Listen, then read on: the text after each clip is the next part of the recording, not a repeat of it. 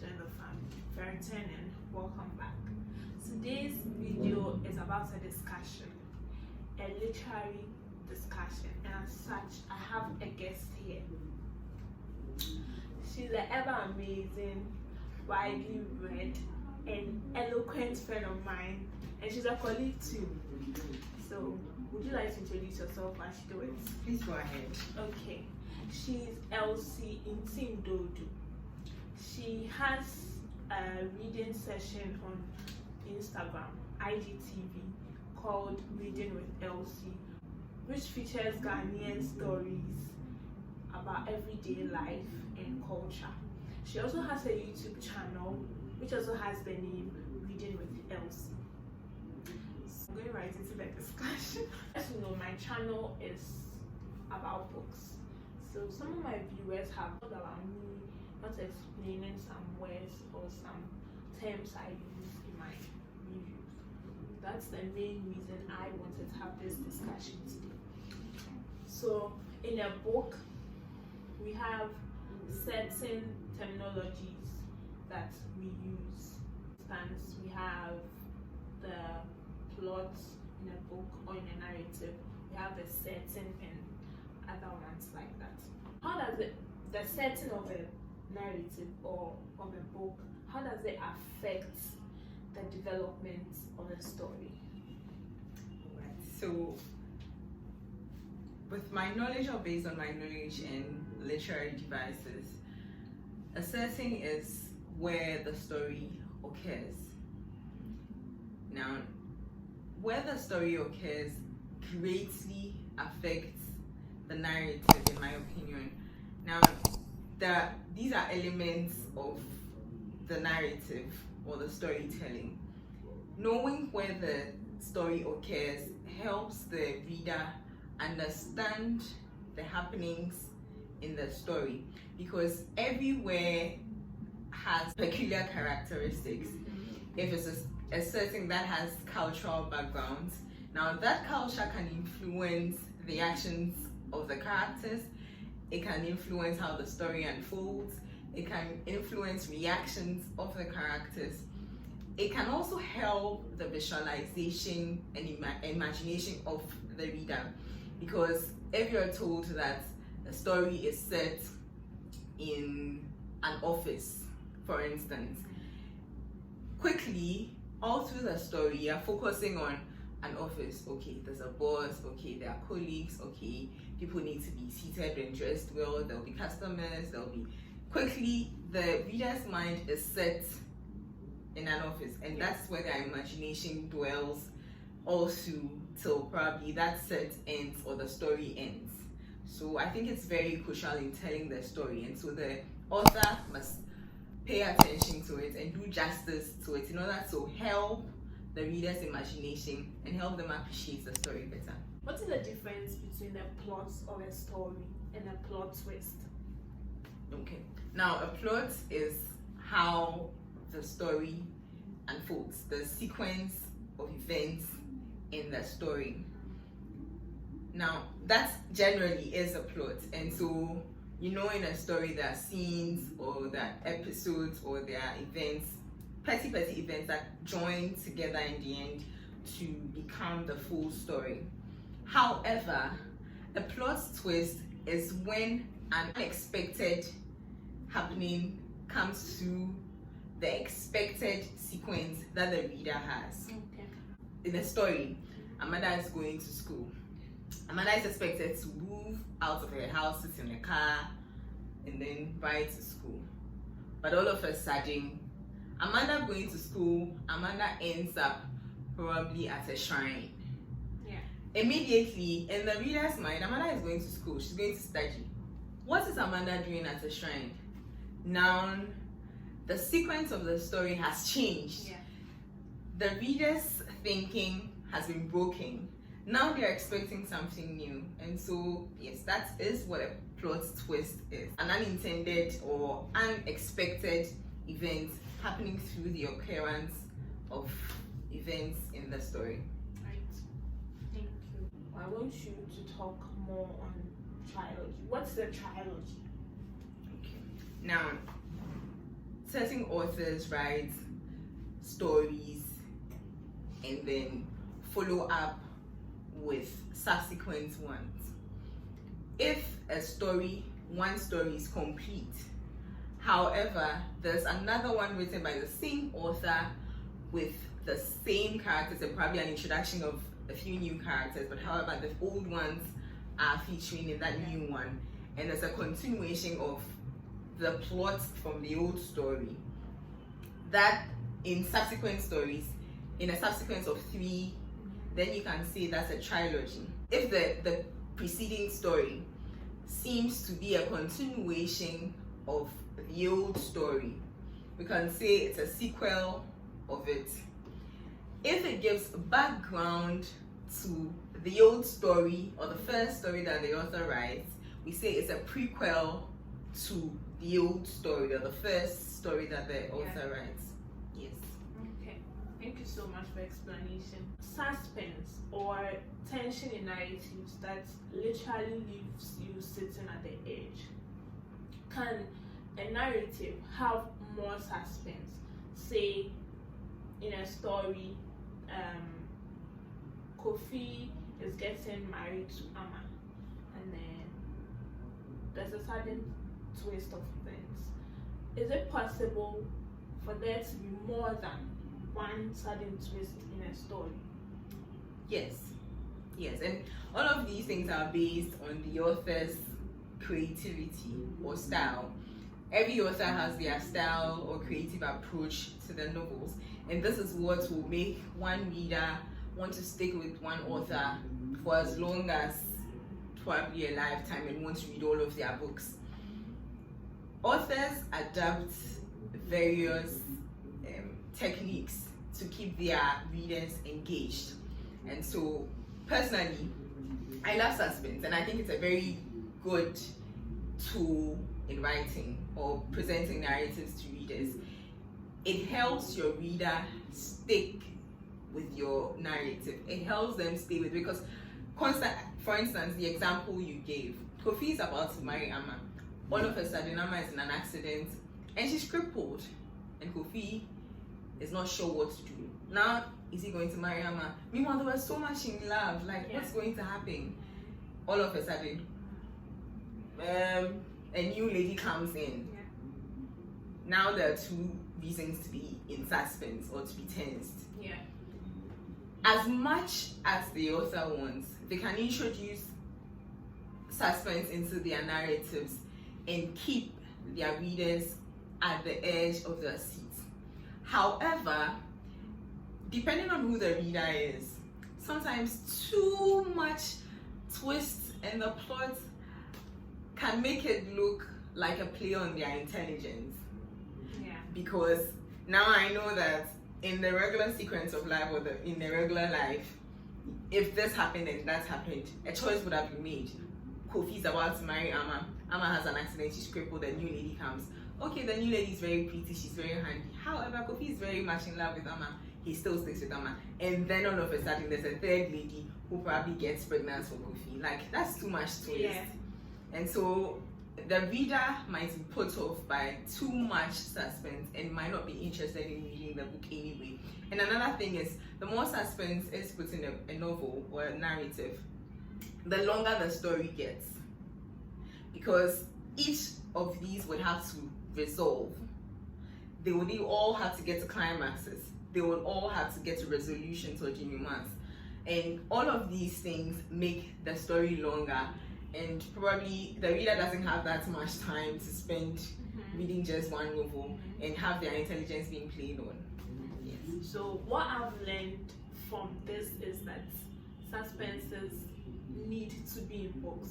Too much of it gets boring. Yes. Too little of it gets boring too. So it's in a balance. It has to be in a balance. Yes. Okay. Climax or the turning point in a story, how essential are they? Would you agree that climax are a necessary evil in every narrative? Yes. You're reading, and then the suspense, and then there's some point that, okay, everything has gone bad, but everything has gone good. Okay, what's going to happen next? Now that is where the apex has to drop.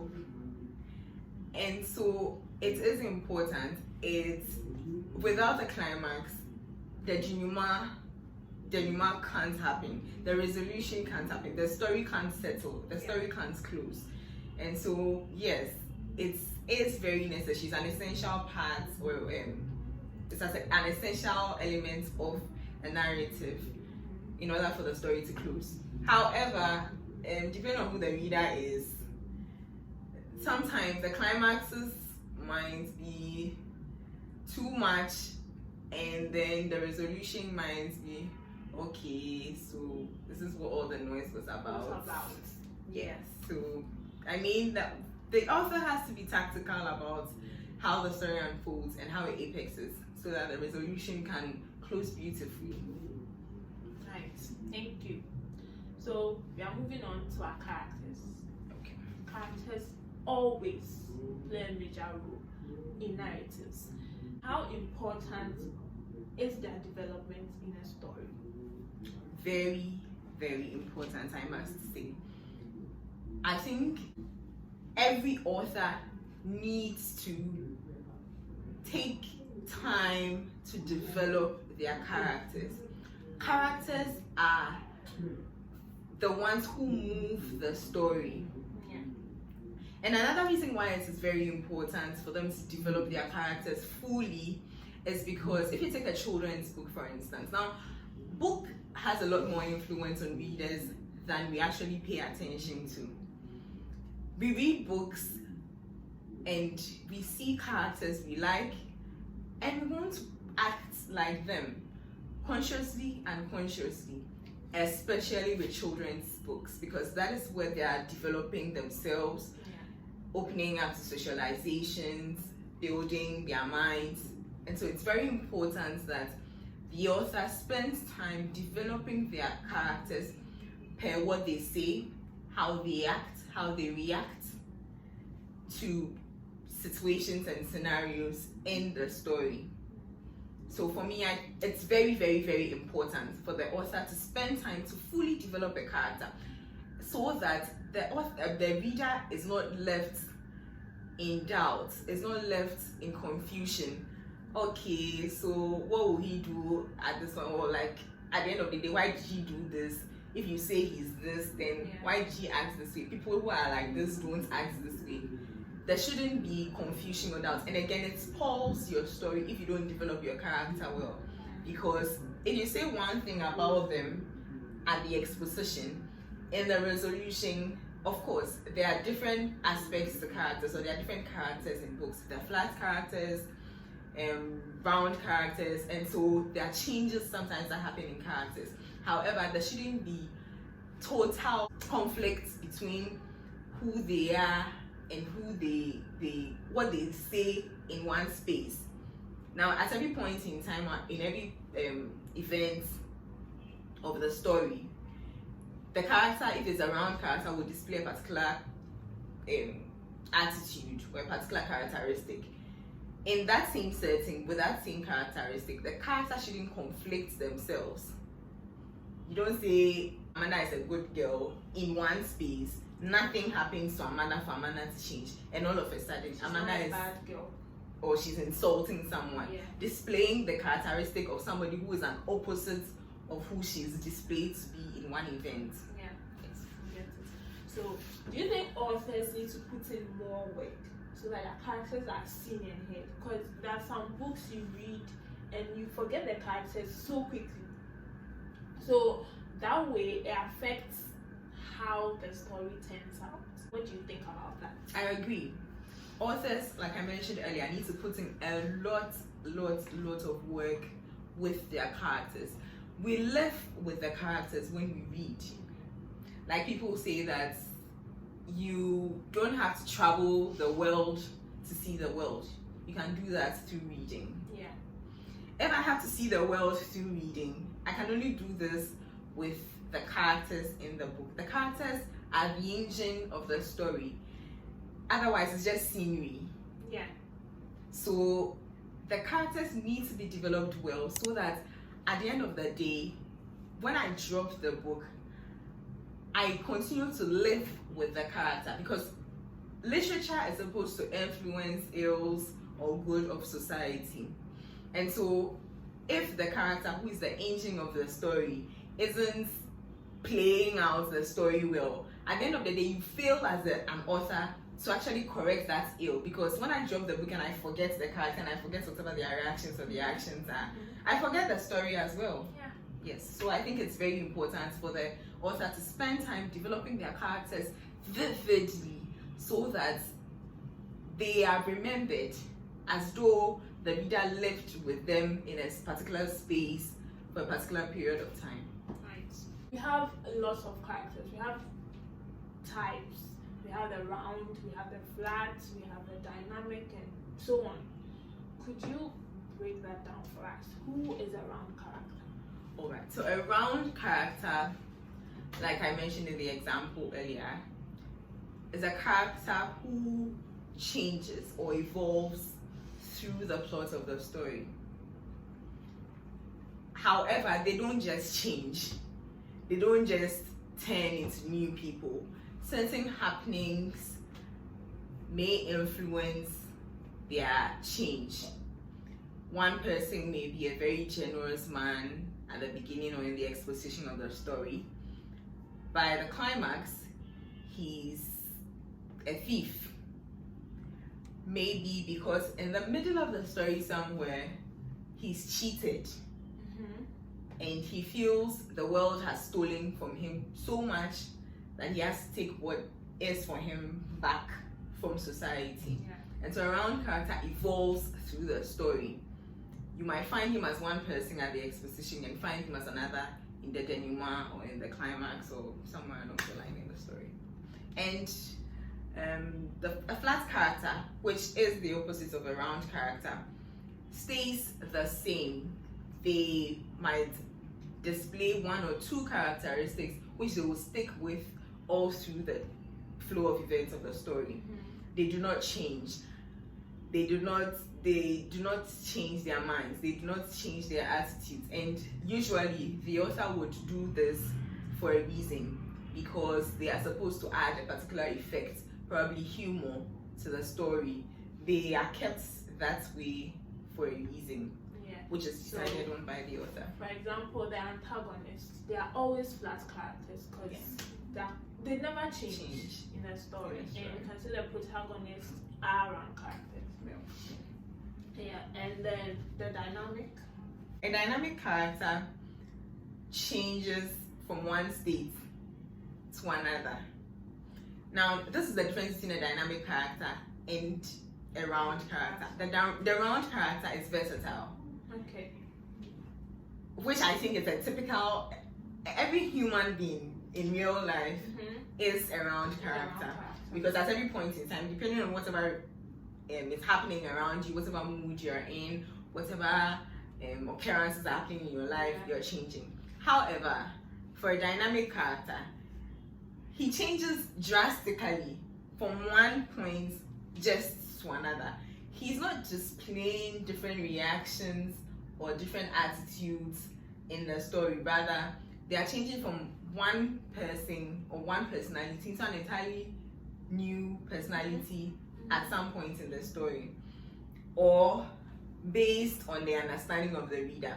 So at the beginning, they might be a good person, probably let's say a story of a house help in this a home who is being good to the family, training the kids, and probably by the climax or somewhere later in the story, they turn out to be a murderer who is actually in the house to kill the children in the house, maybe for rituals or something, and they are in the house.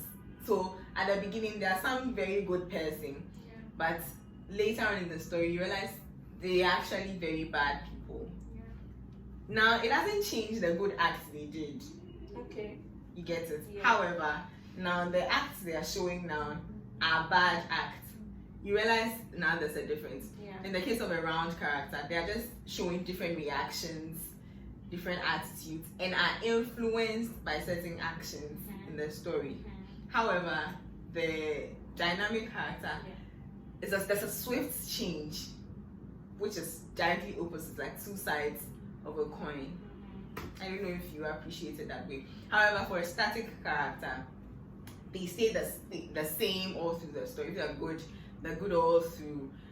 And just like the flat character, the author makes them that way for a particular reason, or to give a particular effect to the story. Is there a slight difference? Is there a difference between the flat and the static? Because when you mentioned earlier, when you explained earlier, you said the flat character stays that way throughout the narrative. Okay. And the static also stays that way throughout. There's just something that differentiates the two characters. So with the static character, we're looking at both with the dynamic and static character, we're looking at their personalities. Right. However, when it comes to the flat and round, we're looking at their reactions to events. If this person is a bad person, and you're wanting your children to stay away from them, they're a bad person, stay away from them. Not, okay, if they're doing this, then it's okay, you can be around them, but when they start acting this way, then you can move away. No, in the flat and round, it is, if they are doing this, move away from them. However, they are not bad people. You get it? So they are displaying, maybe an example in a flat character where they are showing one or two characteristics. We're looking at their characteristics. Maybe they are humorous, they are funny people. All through the story, they are funny people. But with a round character, he's funny at some point, then at some point he becomes a mischievous person, then at some point he becomes a very wise man, then at some point he's displaying so many characteristics in the story, a very versatile person. However, with static and dynamic, we're looking at their personalities, who they are. They're bad people, they're good people, they're evil, they are callous, and that's their personality. And so you know that in this case, you can always say, because he's a callous person, this is what he would do. So we're looking at personality more when it comes to static and dynamic, and then with flat and round, we're looking more at their characteristics and reactions to issues to the story. Okay, so the point I made that the antagonists are flat, I draw that they're static. Because they're static. Yeah, it's true. Because they never change. Yeah. So if they're bad from the beginning, but then again, I'm thinking they can be flat too, based on probably where they grew, what they've experienced. So they were good when they were little, and when they grew up, they became bad, or they were bad throughout. So an antagonist can be a flat character and can be a static character. Well, yes, depending on which of the techniques that the author decides to employ. Now, however, like I mentioned early on, it all comes to the creativity of the author. There's always a license, a literary license for the author to adapt techniques, even though some of them are entirely off the grid and beyond the boundaries of literature, or whichever way you'd want to put it. Yes. So depending on what the author's creativity is, they might want to adopt a couple of techniques for a particular character. Great. I love this particular question and answer different. Okay. Do you like resolutions? Yes. Maybe yes. Why? Everybody's at peace in the element of resolution. That's the aha moment for all of us when we're reading. The reader gets settled. That is why it's a little uncomfortable when you're waiting on a sequel to a book, or you're reading a book that moves in that order, probably in episodes, or you're watching a movie that's in a series. Because when that aha moment hasn't happened, you just feel so unsettled in yourself. And so resolutions are very, very good. And authors, I don't know if everyone, especially with upcoming authors, have it in mind that resolutions are key. If your story doesn't close well, you lose it with your reader. The aha moment has to hit them. They need to drop the book smiling, or crying, or heartbroken, whichever effect you want to give them. That is how they would say, now that was a good story. Because if they read all through, exposition is good, climax is wow, and then it ends and they're like, okay, all right, and so like that was all. Yeah, you just take all them and then that's it. So then you just pour everything. Yeah. So resolutions are very, very, very, very important for every author, and it's one of the things that stick. It's just like when you're giving a speech. Your last words are, for most of the time and for most of the people, what sticks with your listeners. Yeah. And so that's it for a book for me as well.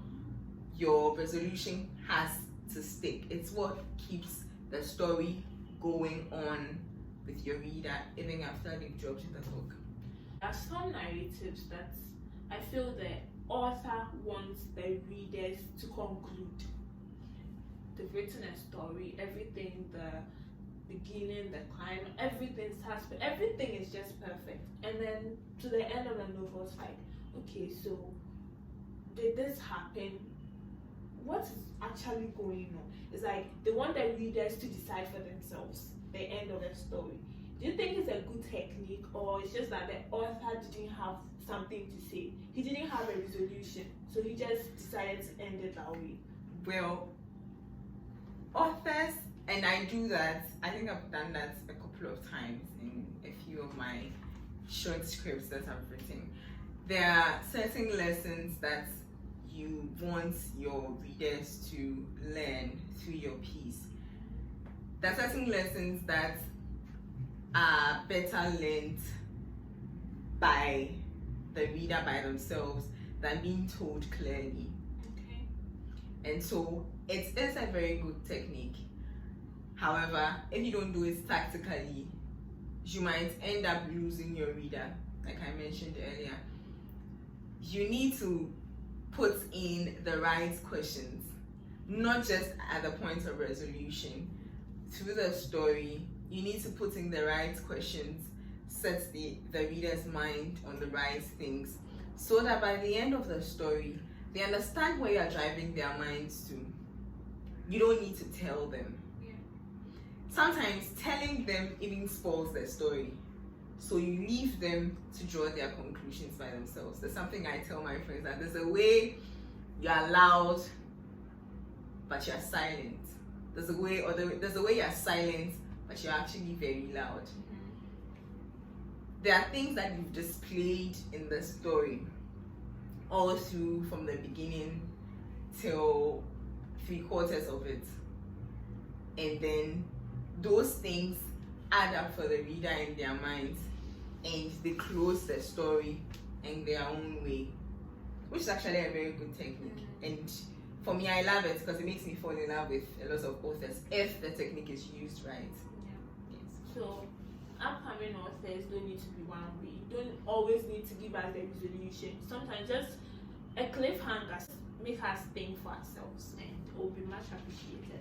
The last question for this discussion is, I know you love reading. You even have a YouTube channel for that. So what do you think the reading culture of Ghanaians have? How does the future look bright? Do you think we have hope, or it's just bleak, like you don't know what is going on? Well, the future, let me talk about the noun. Okay. Because the noun is what gets me sad. Because there's so many people around who do not understand why they need to spend hours reading, or they need to spend just a few minutes of their day reading a book. I think a lot of us are missing the point that there's so much to learn through reading. Aside building our vocabulary, getting exposed to other cultures, building our knowledge and probably as a hobby or a form of relaxation. We miss all of that and begin to see it as a simple waste of time. And so in the moment, especially for young ladies like ourselves who are probably looking for how best to look good, get a good job and good money, reading is somewhere on the last or that's the least of their priorities. And I think that is very wrong.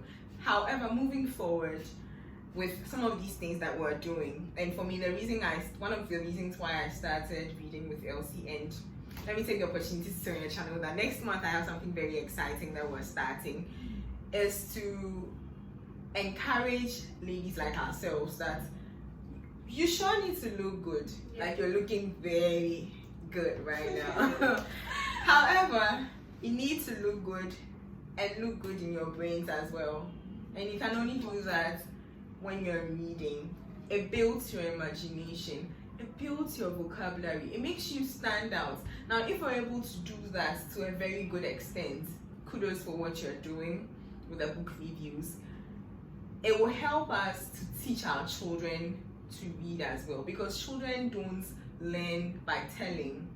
They learn a lot more by seeing and doing the things that we as adults do.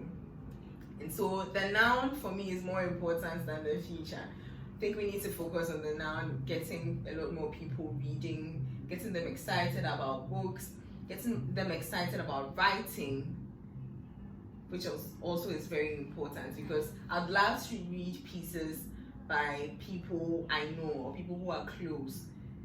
In Ghana, for instance, young people need to be encouraged to be writing more, so that their peers can love to read the pieces that they've read, feel proud about it, and not see a book from America or somewhere Asia and they probably won't be as excited to read. And another reason is they won't be able to really relate to the happenings in the novel. And so if it's set in our own environment, people close by, you're reading it and like, yeah, this thing, if it were me, I would have acted this way, I've experienced it before. There's a story I have on church experiences, and after that I had people say, I had this experience and it was so bad, and those things are good. It helps us use that as vehicle to push across the agenda of building vocabularies, building people's literacy, and building people's imagination, and giving people a reason to have a worthwhile hobby and relaxation. So we have to concentrate on now, not the future, because it's now that will affect the future. Exactly. This brings us to the end of this literary discussion. I hope you enjoyed it. I did. I learned so much from this discussion. And Elsie, thank you for gracing my channel. Thank you too. It's been a pleasure being here, and congratulations on your book reviews. I don't miss a single episode, and I love what you do, especially when I haven't gotten the opportunity to read some of the books you've read and are doing reviews on it.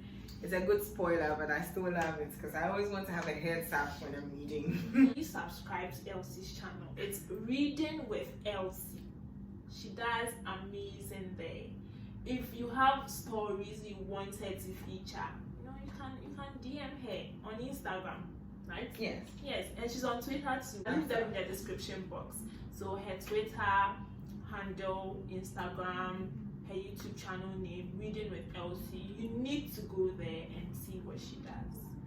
So this is the end of our video, and I'll catch you on the next one, hopefully. Bye guys. Bye.